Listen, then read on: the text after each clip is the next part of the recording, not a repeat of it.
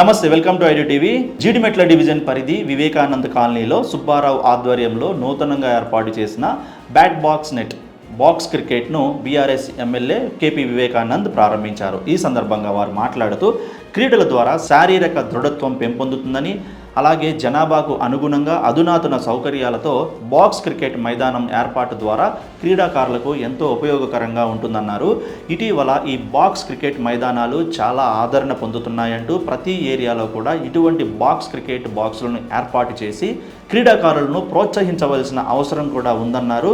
కాబట్టి ప్రతి కాలనీలో కూడా ఇటువంటి బాక్స్ క్రికెట్ బాక్సులను ఏర్పాటు చేసినట్లయితే ఆయా కాలనీల్లో ఉన్నటువంటి ఔత్సాహికులు అలాగే క్రీడాకారులు కూడా ఈ బాక్స్ క్రికెట్ను వినియోగించుకొని వారి ప్రతిభను మెరుగుపరచుకోవడానికి కూడా చాలా సహాయపడతాయని చెప్పారు.